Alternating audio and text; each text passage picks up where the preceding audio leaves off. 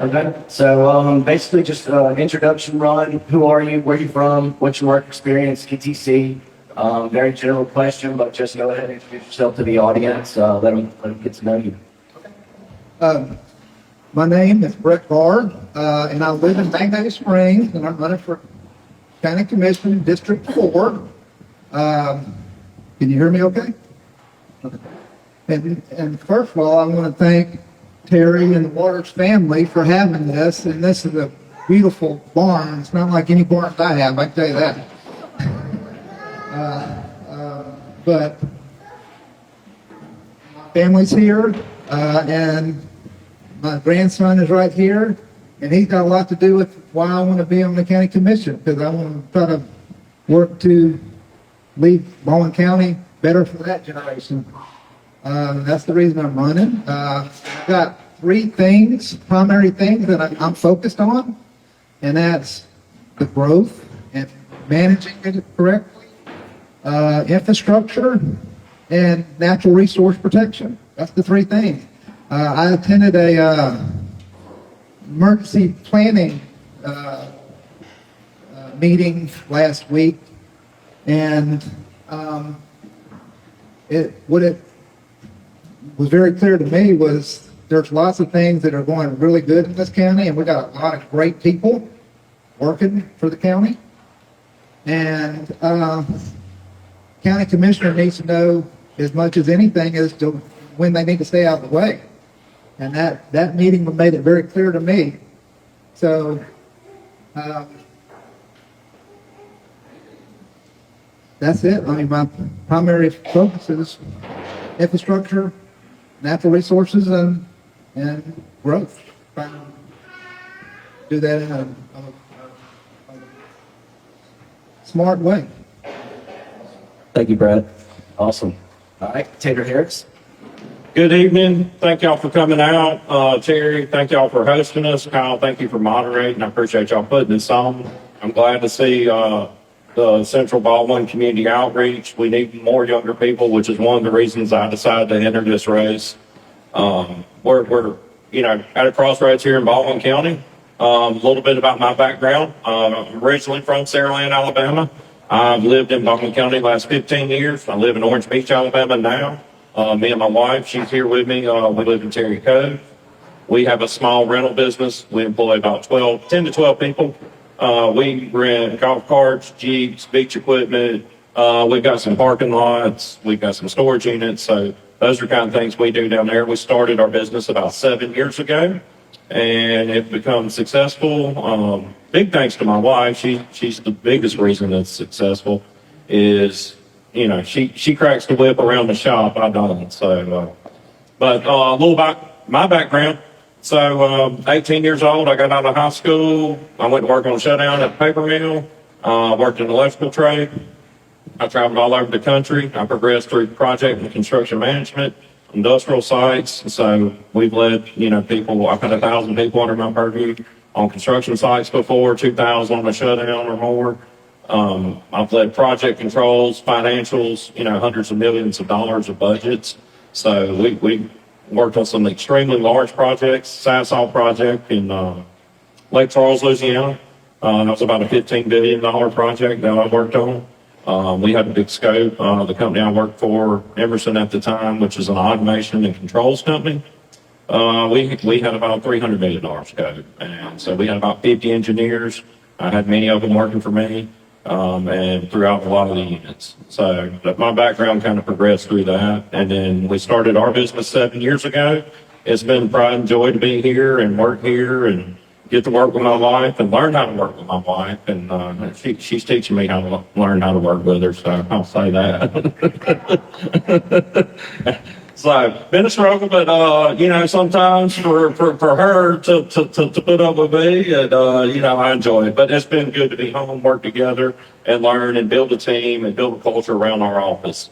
So having a good culture and a good team is essential to any task you do. So I look forward to representing Baldwin County, making sure Baldwin County is put first, not the tourists. We got to put the residents in Baldwin County, the people that live, work, and go to school here first, and that is my goal as your county commissioner.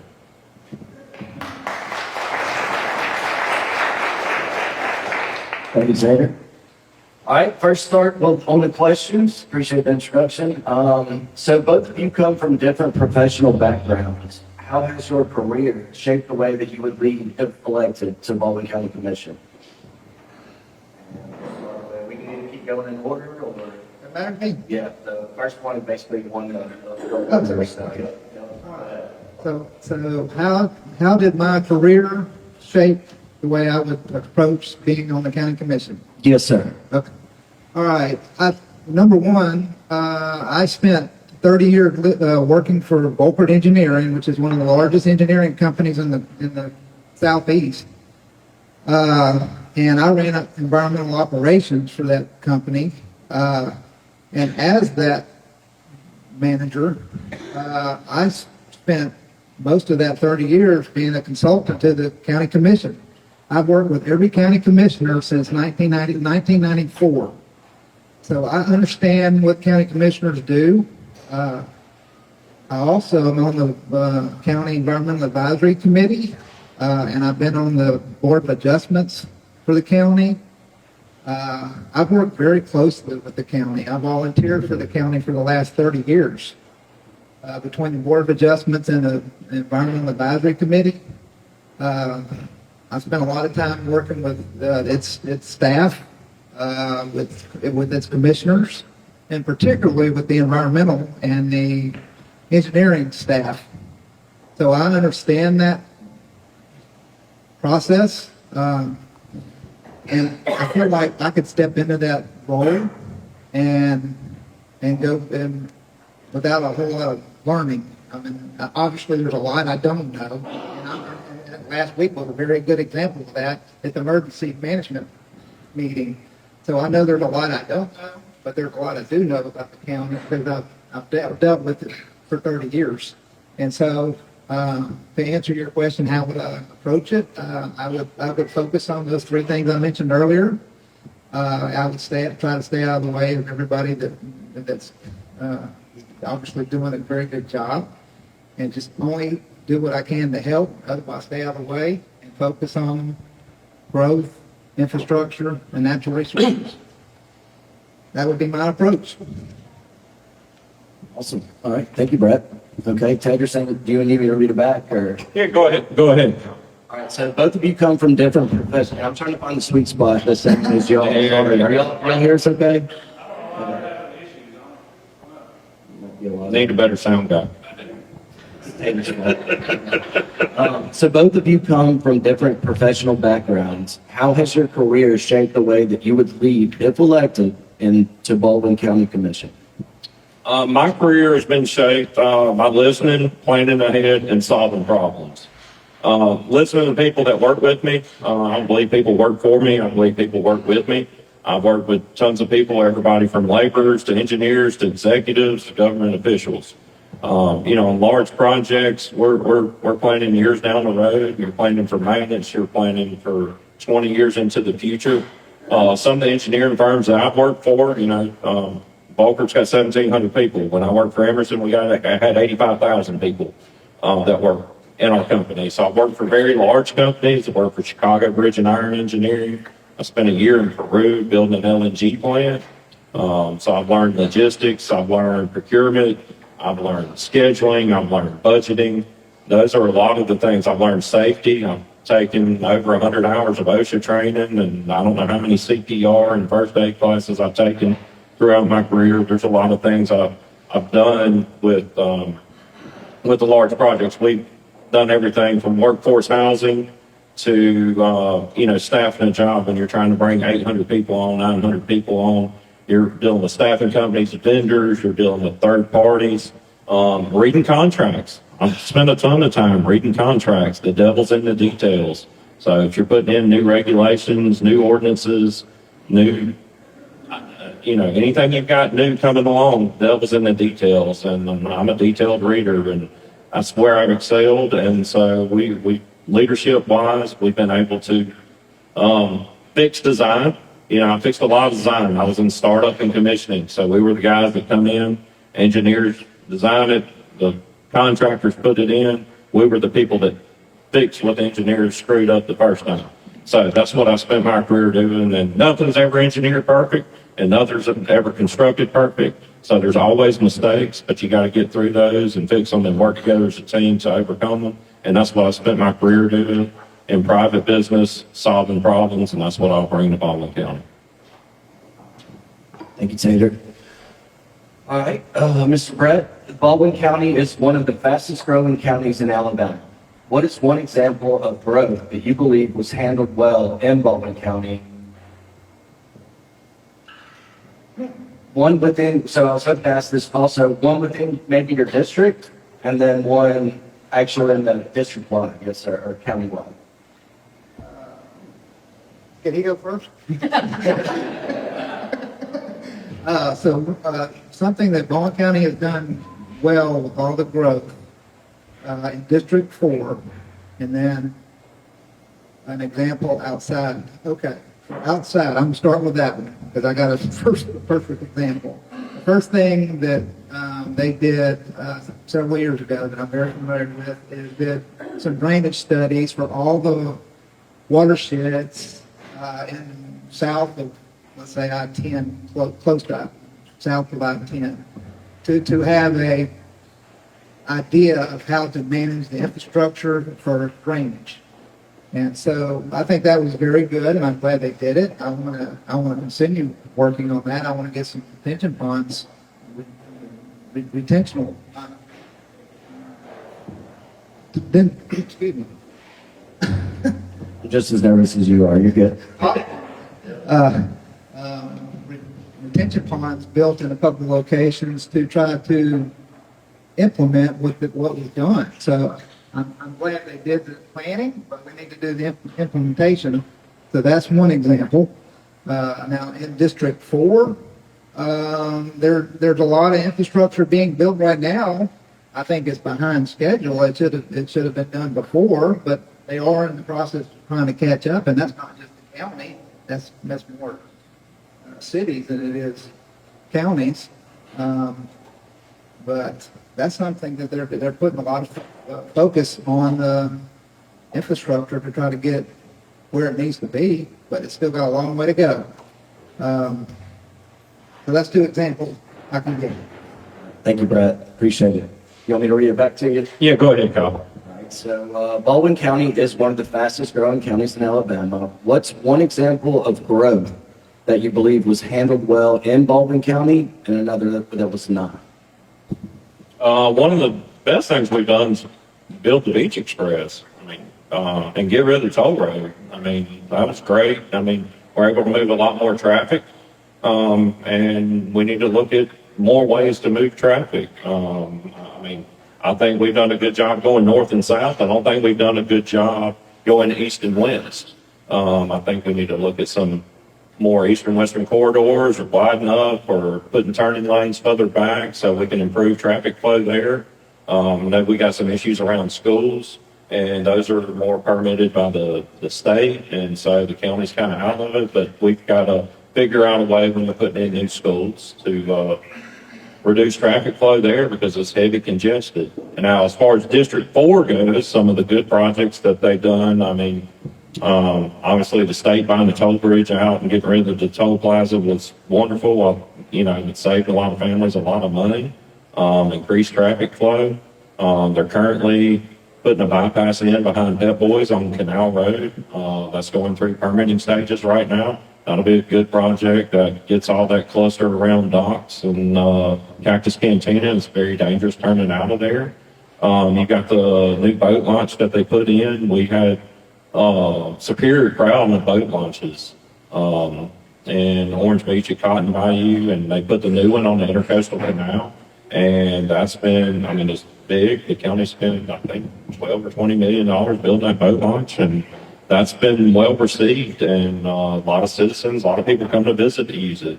So, they also put another boat launch down in, I believe, on County Road 6. So, got some great projects that reduce some congestion in boat launches, and we've got some great projects that reduce traffic flow and improve traffic patterns. We've got a lot of work to do there, but so far it's been good. I don't say anything's bad. They put some roundabouts. They've done County Road 13. That was a good project. So a lot of good projects going on. So we just got a lot of work to do and spend some money and get it done. Thank you, Tater. You actually knocked out a lot of other questions that happened underneath there, so I don't want to make you be redundant or repeat yourself too much, too. And also, the lady that was whispering in my ear a second ago was saying we're going to switch it up a little bit. So if you don't mind, I'm going to throw this next one right back at you. What does accountability look like to you as a public official? Being present, listening, answering the phone, answering the emails, being responsive to the people that ask questions. You gotta, if there's information that somebody wants, you've got to take and get them that information. I mean, citizens ask for something, I believe it's our job to get them the information. They want to know about budgets of the county, where the county's spending their money, what the budget to this department looks like, what the overheads look like. I believe we deserve to give them that information in an easily readable fashion and not just have to go search everywhere. I mean, there's a pretty good database online, but, not everybody's as savvy as finding the information. And so if somebody calls, I believe it's our job to help people and give them the information that they want to know. I mean, if I vote on something, I have no problem defending why I voted on something. If we vote on it, you want to know why I voted on something. You may not agree with the way I voted, but if you want to know why I voted, I'll be happy to tell you why I voted on it and the reason why I voted on it. Hopefully you like the way I vote, but if not, happy to let you know. So I'm happy to defend that and give you that information and not hide behind why I voted for what I did. Thank you, Tater. All right, Mr. Brett, you want me to read it back to you? Sure. Okay, so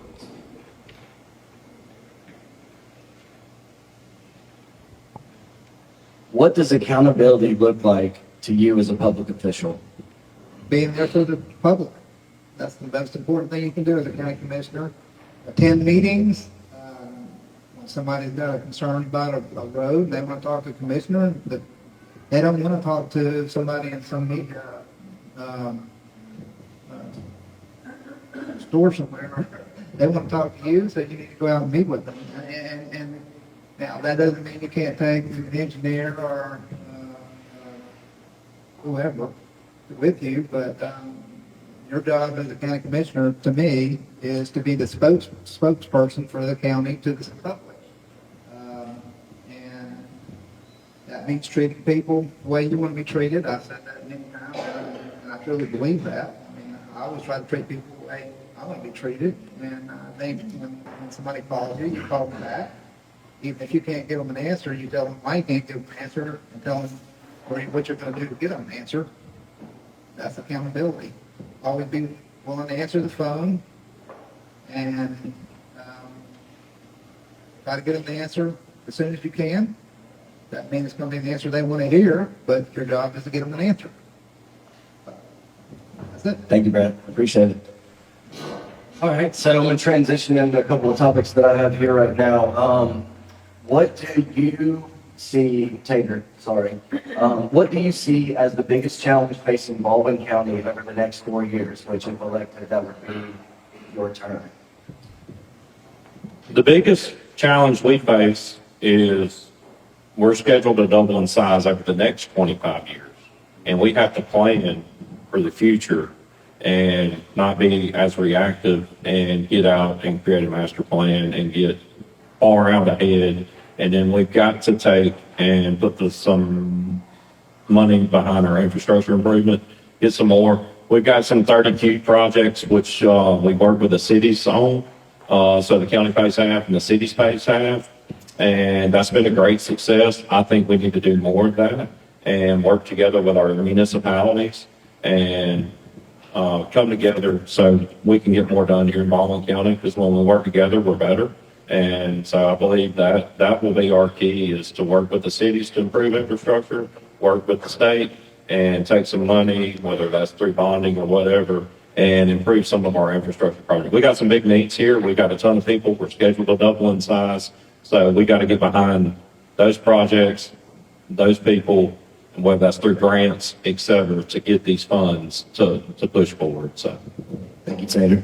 All right, Brett, you want me to read that back to you? No, I think I agree that working with the municipalities are one of the most important things we can do. And you've got to have a good relationship with those municipalities, and because a lot of what we're going to do is try to connect county resources to municipal resources. And I think what I did for a living and planning, that's all I've done for 30 years is planning for infrastructure. So I think it's very important that you plan not just for 40 years, but for 20 years. You know, these kids running around here, that's the generation we need to be planning for, not 50, 40, 50, 60-year-olds. So planning and long-term planning is what we need to do. Thank you, Brett. All right, Tater. So, how do each of you approach land use decisions that affect waterways, wetlands, and coastal areas? So for me, the lifeblood of our economy in Baldwin County is our water. Our entire economy, we've seen oil spills, we've had hurricanes, we've had lots of things that can damage our waterways. We've had people build close. We need to be very stringent when you're building next to waterways. We've got to create more safeguards, more rules when you're building upon waterways. We've got to protect our waterways. It's our home values, it's your property, it's your house, it's my house, all our property values. If we don't have good water quality, it damages everybody in Baldwin County. So we have to fiercely protect that. I'm a proponent of that. It's economic driven, and driving our economy in the ground is not an option. And I will fiercely protect our economy and our waterways as your county commissioner. Thank you, Tater. I couldn't agree more. Our water quality and our natural resources are the reason we have an economy in Baldwin County. And if anybody remembers the oil spill and what happened to our economy, and I think most of the people in here remember that, this was a ghost town in 2010. A lot of you were probably too little or young to remember that, but boy, I remembered. I was right in the middle of that. And that's why I'm here today, and because that's why I want to be on the county commission. And I've got by far the most experience in dealing with that. I've been a consultant to the county commission for 30 years dealing with those very things to try to take care of our natural resources, because our economy is dependent on a healthy environment. Not to mention our quality of life, our heritage. I was in Stockton yesterday, and Stockton's economy, as small as it may be, because it's a small community, it's tied to the tinsel. Magnolia Springs, where I live, is dependent upon good water quality in Magnolia River. The beach, obviously, without the beach, most of our economy goes away. So I'm a very big proponent of taking care of our environment. And that's why I want to be on the county commission, because I feel like I'm the best county candidate to do that. And I've tried to prove that for the last 30 years, not because I knew 30 years ago that I wanted to be on the county commission, but just because I wanted to do the right thing, and I was a volunteer for 30 years doing those very things. Thank you, Brett. Appreciate it. All right. Since I made him do two back-to-back, I'm going to start this one with you, if you're okay with that. So how should Baldwin County balance tourism-driven growth with the needs of the long-term residents and local small businesses? Well, again, the economy is built on tourism, and the tourism is built on the environment. So me and my wife have two small businesses ourselves. I grew up in a small business, so I understand how important it is to have tourism as part of our economy for our businesses, because it relies on that as well. Well, what would I do? Support them in every way I could, with making sure the infrastructure is there so people can get to their small businesses, and that we help with any infrastructure, particularly roads and bridges. Thank you, That's the Brett. best thing I think we can do as a county commissioner. Thank you. All right, Tater, you want me to read it back? Please. All right, so how should Baldwin County balance tourism-driven growth with the needs of long-term residents and local small businesses? We need to put our small businesses and our citizens first, over our tourists. Our tourists are here, they're visitors, they bring a lot of, dollars to us that allow us to do projects. But we got to put the needs of the people that live, work, and go to school here first. That's first and foremost. I live here, I own a tourism business, I live in Orange Beach, Alabama. We rent beach chairs, umbrellas, we've got golf carts, we've got Jeeps and slingshots that we rent to tourists. They provide a life for my wife, myself, my son, and our family and our employees. But at the end of the day, we travel all over this county. We use these resources. We use our water. We use our waterways. We have to protect us first, or otherwise tourists won't want to come here. We've got 9 million visitors a year that come here. Got plenty of visitors. There's plenty of economy that comes from them, but let's take care of us. Thank you, Tater. All right, so I'm just gonna, I know I'm already kind of going over time. I promise it won't be too lengthy. So I'm just gonna do 2 more questions. I'm gonna do one, and also I realized that I skipped over kind of the rules of this. This is just a get to know y'all type of deal. It's not confrontational. It's not gonna be anything crazy by any means. But if you could, let's say that you do get the position. Let's see, each plan. So, all right. So I'll go back. Yeah, I'll start in a regular rotation. If you could accomplish one major thing in your first term, what would it be and why? If I could do one thing in the very first term, it would be try to get a moratorium on solar panels, or, and I know the county's working on that now, or get Forever Wild to purchase that property. I think that would be a thing that would help this county more than anything at this point where we're at today. Sorry. This is the sweet spot, I think, Brett. Right around, get around your chin. Oh, I'm sorry. Okay, I said, if I could get one thing done now, it would be, get a moratorium on solar panels in the county because there's so much concern. And I would like to get a handle on that. And I know the county commission is working on that. But that's one thing I think, if I could get one thing done today, that's what it would be.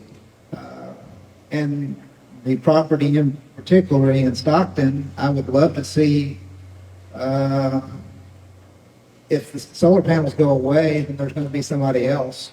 There's going to be another proposed project there because it was bought for development, and that's not going to change. So I would love to see Forever Wild purchase that property and make it Forever Wild. That would be, I think, a really good thing for this county. And I'd love to see that happen. Thank you, Brett. All right, you want me to repeat it? Yeah, please go. If you could accomplish only one major thing in your first term, what would it be and why? Protect the citizens of Baldwin County. That would be. Okay. Oh, really? Okay. I think that'll get too much more. We need to go to Target instead of Walmart. I got $20 for you.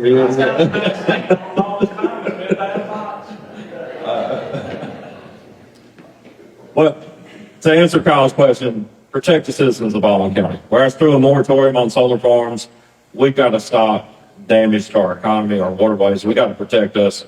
First and foremost, the major infrastructure project I would like to see County Road 32 enhanced between 59 and Fairhope. That's a major corridor leaving the south end of the county going that way. I'd also like to see 31. I know that's a state road, but we can put up more county dollars to get higher on the state list, do a 40% or 50% matching. I have to look at budgeting, but 31 being widened 4 lanes all the way in. I believe the state's working on that. And then we need to look at something on 98 going out to Lillian. I don't know that they necessarily want that going through the heart of Alberta, but there needs to be some emphasis. I mean, you got a ton of traffic coming in from Florida. You got a ton of traffic going out.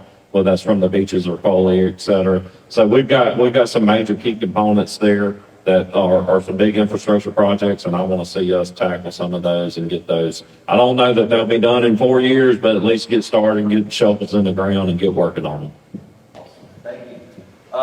You know, hear me? So there is, so I'm prefacing this question just because I don't want it to be whatever, as Representative Francis Hope Jones was saying, there has been a lot of Republican on Republican crime during this election that I've noticed, so don't want it to go that way at all, but just super positively, what do you believe is the single biggest difference between your approach to serving District 4 and your opponents? Not in criticism, but in philosophy or priorities. I think the biggest difference between me and my opponent is history with this county and a background in environmental and engineering. I think that's a big difference, and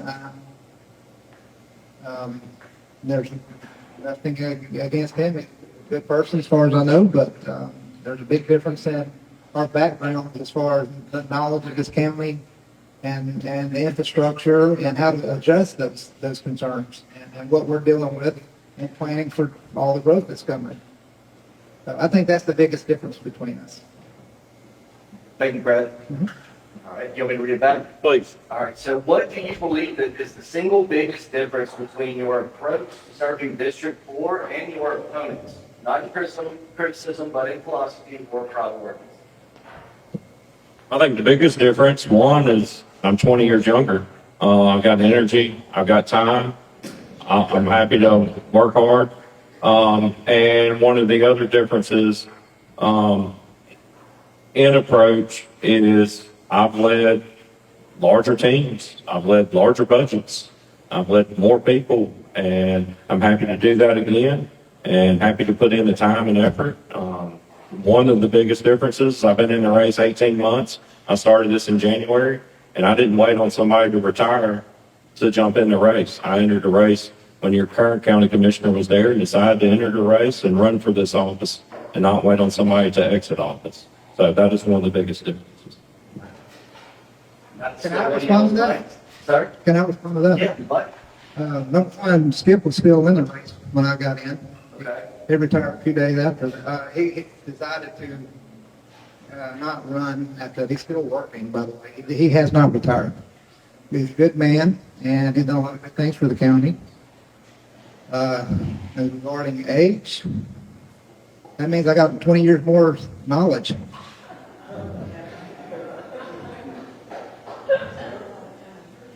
That's it. Feel like you should Good. I'm still waiting on. All right, well, thank y'all so much for coming up. We appreciate everything that y'all done on coming out here. Special appreciation. Can we give a round of applause for most candidates real quick?